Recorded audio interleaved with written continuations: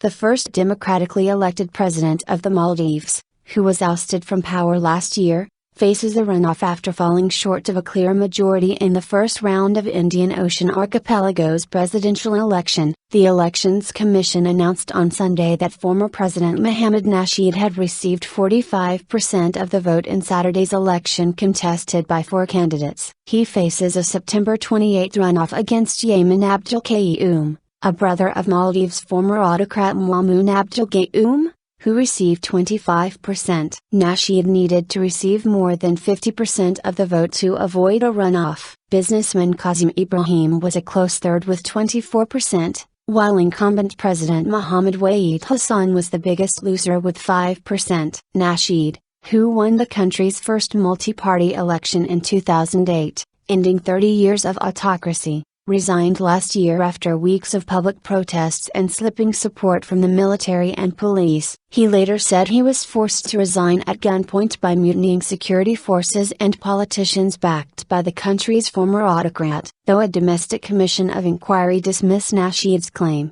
the country, known for its luxurious beach resorts, has been in political turmoil ever since. Nasheed has repeatedly dismissed as illegal the government of his former vice president, current President Hassan. Nasheed wanted to win the first round vote because of worries he could face a possible alliance among the other 3 opponents in the second round. Return to democracy. Maldivians came out in force, forming long queues outside polling booths during a day of voting that appeared to have passed off without major incident under bright sunshine. About 240,000 of the Maldives' 350,000 citizens were eligible to vote on Saturday, and more than 211,000 voted, hoping to end the political instability and answer questions about their government's legitimacy. The ruling government came to power, not in a very good manner, Ahmed Illas, a 37-year-old port employee, said after voting. Hopefully, after the election the international community and the locals will fully cooperate with the government. Leela Ahmed,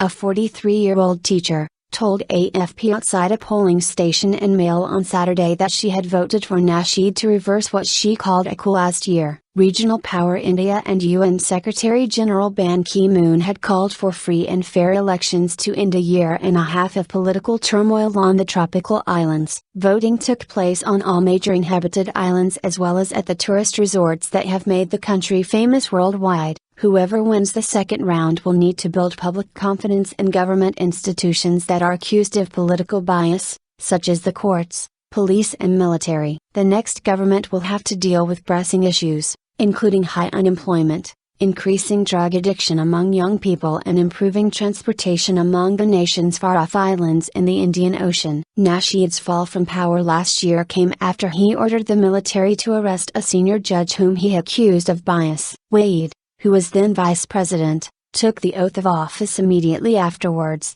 leading Nasheed to accuse him of taking part in a conspiracy with Gayoom and other wealthy businessmen. Waheed denies the charges, but the contested change in leadership and subsequent violence set back what was a flourishing democracy and left a legacy of bitterness and distrust. Nearly 1 million holidaymakers visited the Maldives last year, drawn to its secluded beaches on private coral French islands where cabins can cost several $1,000s a night. Nasheed's social programs, eye for a political stunt and international work to highlight climate change earned him many fans while in office, but he was not universally popular. After growing frustrated with the judiciary, he sent the army to arrest the head of the country's criminal court, which led to a pending criminal charge that he abused his powers while in office. His work to increase taxes and introduce budget guest houses also earned him enemies among the powerful tourist tycoons, while he is seen by some as being too eager to please neighboring India.